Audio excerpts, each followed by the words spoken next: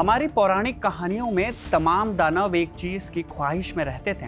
कहानी शुरू होती थी एक वरदान से, अमरता के वरदान से, जिसका तोड़ निकालकर ही दानव को मारा जा सकता था। अमरता की ये ख्वाहिश शायद उतनी ही पुरानी है जितना इंसान है। ड्रैकुला हो या वैम्पायर, ये मिथक अमरता की खोज से ही उपजे हैं। लेकिन क्या असलियत में ऐसा कोई तरीका है जिससे सदा के लिए जीवित या सदा के लिए जवान बना रहा जा सके? इंटरनेट की माने तो गोल्ड जूस नाम का एक तरल पदार्थ ये जादुई ताकत रखता है। एक और नाम है एड्रेनोक्रोम का, एक हार्मोन है जिसे बच्चों के खून से एक्सट्रैक्ट माने निकाला जाता है। अमरता की तमाम कुंजियों को इंटरनेट कॉन्स्पिरेसी थियरीज कहकर खारिज भी करती है, लेकिन कहानी इतनी सिंपल नहीं है। इतिहास ऐसे उदाहरणों से भरा हुआ है जब अमर होने के लिए अजीबोगरीब तरीके अपनाए गए। एक किस्सा है 16वीं शताब्दी के अंत और 17वीं शताब्दी के शुरुआत का। काउंटेस एलिजाबेथ बाथोरी हंगेरियन मूल की एक धनी और शक्तिशाली महिला हैं, जिनके चाचा पोलैंड के राजा थे और भतीजा ट्रांसिल्वेनिया, जिसे अब रोमानिया कहा जाता है, वहां का राजकुमार था। एक दिन एक बूढ़ी औरत ने बाथोरी से कहा कि तुम भी जल्द ही मेरी तरह बूढ़ी हो जाओगी। ये सुनकर बाथोरी को चिंता हो गई और उसने इसका उपाय निकालने की जुगत शुरू कर दी। फिर एक दिन उसकी हाथापाई उसकी नौकरानी से होती है। हाथापाई में नौकरानी के खून की कुछ बूंदें बाथरी के हाथ पर गिरती हैं। बाथरी ने देखा कि जहां खून गिरा हुआ था वहां उसकी त्वचा पहले से ज्यादा चमकदार और जवान दिखने लगी। इसके बाद बाथरी के मन में आया कि अगर वो नौकरानी को मारकर उसके खून से नहाएगी तो हमेशा के लिए जवान रह सकती है, उसकी त्वचा हमेशा के लिए जवां बनी रहेगी। और ऐसा ही उसने किया। एक नहीं, दो नहीं, 10 नहीं, बल्कि 650 महिलाओं के साथ उन्हें मारा, उनके खून से नहाया ताकि वो सदा सदा के लिए जवान रह सके, उसकी स्किन चमकती रहे और खूबसूरती कभी कम ना हो। बाथरी की इन हरकतों के चलते उसे ब्लड काउंटेस का टैग मिला, लेकिन इन आरोपों के चलते उसे कैसल चर्चटिस में कैद भी कर दिया गया। यहाँ सन 1614 में उसकी रहस्यमयी तरीके से मौत हो जाती है।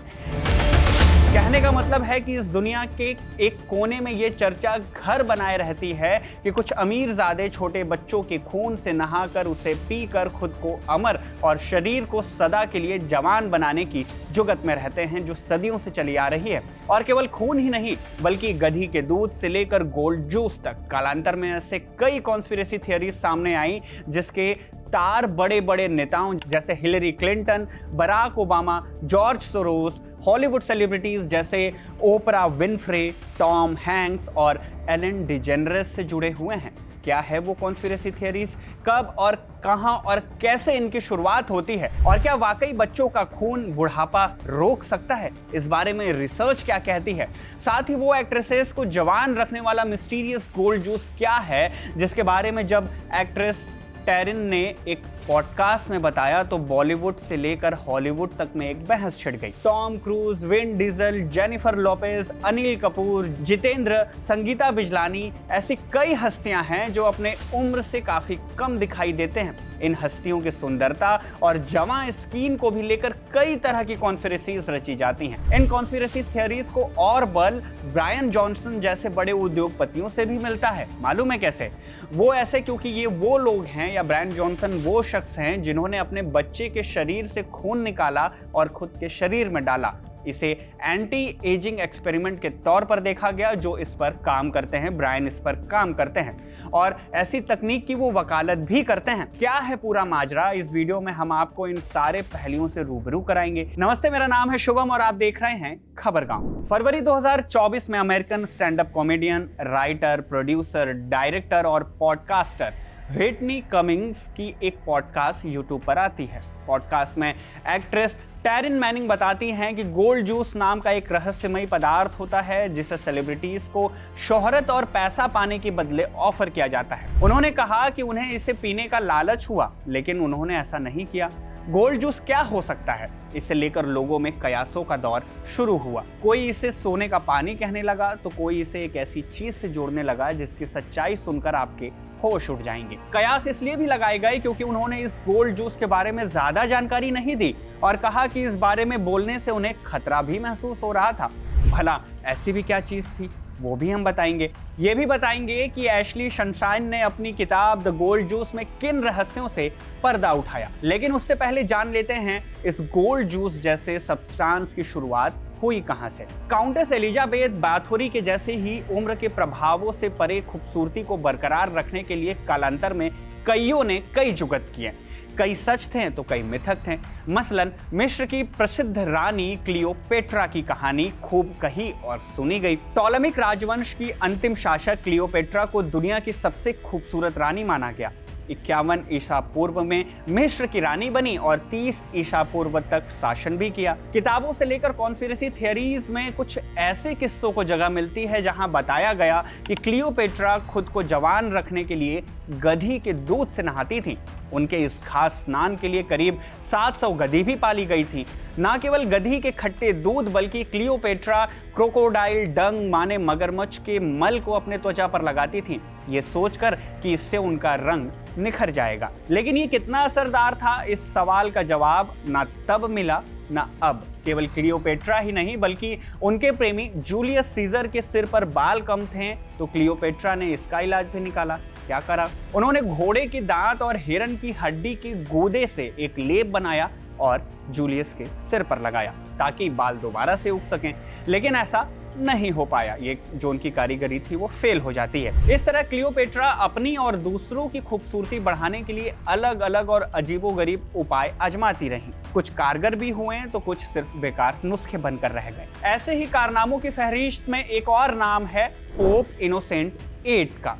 15वीं सदी के अंत की घटना है। पोप इनोसेंट 8 के पर्सनल डॉक्टर ने 3 जवान लड़कों का खून निकालकर उन्हें मार डाला और उनके ताजे गर्म खून को पोप को पिला दिया। उम्मीद थी कि इससे पोप को उन लड़कों की युवा शक्ति मिल जाएगी और वो ठीक हो जाएंगे। हालांकि ये तरीका काम नहीं आया और लड़कों के साथ ही साथ पोप की भी मौत हो गई। बाद में मिर्गी यानी एपिलिप्सी के इलाज के लिए भी ताजे खून का इस्तेमाल किया जाने लगा। मिर्गी से पीड़ित लोगों को सलाह दी जाती थी कि वो फांसी के तख्ते पे जाएं और वहां फांसी पर लटके हुए अपराधियों के शरीर से टपकता गर्म खून इकट्ठा करें और उसे पी जाए। ये विश्वास था कि इस तरह से वो ठीक हो सकते हैं। खून तो नहीं, पर ऐसे ही ऊल जलूल सी लगने वाली एक और कहानी है। 16वीं सदी के एक इटालवी वैज्ञानिक ने यह सुझाव दिया था कि बच्चों को एक कमरे में बंद करके रखो और उनकी सांसों से निकलने वाली हवा को इकट्ठा करो, क्योंकि वो युवा ऊर्जा से भरपूर होगी और इसका इस्तेमाल स्वास्थ्य सुधारने के लिए करो। ऐसा वो वकालत करते हुए कहते थे, मतलब ऐसी वो दलील देते थे। आज ये सब सुनकर भले ही अजीब लगे, लेकिन ये दिखता है और ये दिखाता भी है कि लोग हमेशा से जवान बने रहने और बीमारियों से बचने के लिए खून को एक जादुई दवा मानते आए हैं। डार्क एजेस यानी मध्ययुगीन काल में भी बहुत सारी बीमारियां फैली और लोगों में अंधविश्वास भी फैला। उस समय ये झूठ फैलाया गया कि यहूदी लोग बच्चों के खून से जिंदा रहते हैं। इस पूरे झूठ के बिना पर कालांतर में कई थ्योरीज बनी, जिनमें से सबसे ताजा है एड्रेनोक्रोम का। गोल्ड जूस में भी इसी के होने के कयास लगाए गए थे। अब ये क्या है? एड्रेनोक्रोम 2020 में भी जब कोविड-19 महामारी आई तब चर्चा में आया। इस थियरी को और बल मिला। कैसे मिला ये भी बताएंगे। पहले ये जान लीजिए कि ये थियरी कहती क्या है। कहा गया कि दुनिया के बड़े लोग यानी ग्लोबल एलिट्स, खास करके हॉलीवुड और राजनीति से जुड़े लोग शैतान की पूजा करते हैं और बच्चों का खून निकाल कर उससे एड्रेनोक्रोम नाम का केमिकल निकाल लेते हैं। ऐसा माना जाता है कि ये केमिकल उन्हें जवान बनाए रखता है। एड्रेनोक्रोम क्या है?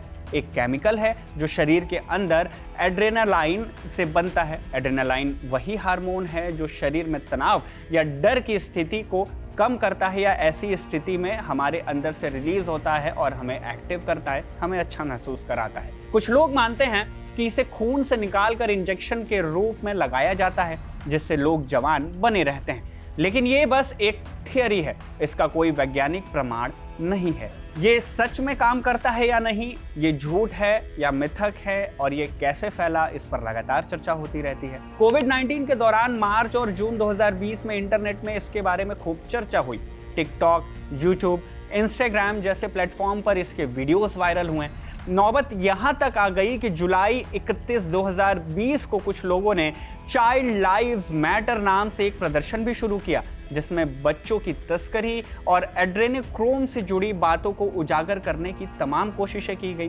खैर, ये पहली बार नहीं था जब ऐसी कोई थियरी सामने आई हो। अक्टूबर 2017 में एक अनजान व्यक्ति ने 4chan नाम की वेबसाइट पर कुछ पोस्ट किए। उसने अपना नाम क्यू बताया और कहा कि उसके पास क्यू क्लियरेंस नाम की एक खास सरकारी इजाजत यानी सुरक्षा मंजूरी है, जिससे वो अमेरिका की गुप्त जानकारी देख सकता है। क्यू ने दावा किया कि दुनिया को चलाने वाले बड़े नेता, फिल्मी सितारे और अमीर लोग गुप्त अपराधों में शामिल हैं। उसने कहा कि डोनाल्ड ट्रंप इन अपराधियों को पकड़ने और सजा देने के मिशन पर हैं। इसी खबर से 2017 में प्रेसिडेंट इलेक्शन के बाद एक कॉन्स्पिरेसी थियरी जमकर फैलती है। नाम QAnon माने क्वेनन।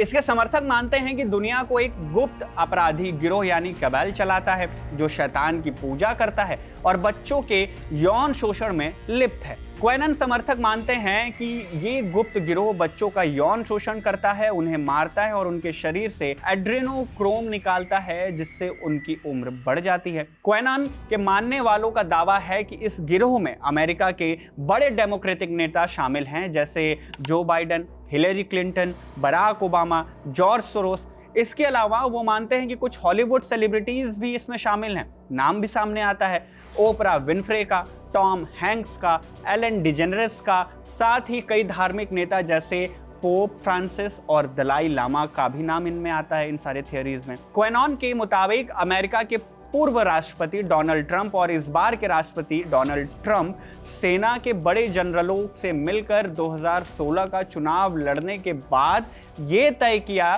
कि इस गुप्त गिरोह को खत्म किया जा सके और इसके सदस्यों को सजा दी जा सके। उनके अनुसार इस गिरोह के सदस्यों को जल्द ही गिरफ्तार किया जाएगा, कुछ को ग्वांतानामो बे जेल भेजा जाएगा और बाकी का फांसी या सैन्य अदालत में ट्रायल किया जाएगा। क्वेनन की कॉन्स्पिरेसी को कुछ उदाहरणों से और मजबूत बनाने की कोशिश की गई, जैसे 1971 में एड्रेनोक्रोम का जिक्र पहली बार मशहूर लेखक हंटर एस थॉमसन की किताब fear and loathing in Las Vegas में हुआ। 1998 में बनी इस किताब पर आधारित फिल्म में एड्रेनोक्रोम को एक नशे का पदार्थ दिखाया गया जिसे इंसानों से निकाला जाता है। YouTube पर इस फिल्म का एक सीन बहुत वायरल हुआ, जिसे 30 लाख से ज़्यादा लोगों ने तब देख लिया था।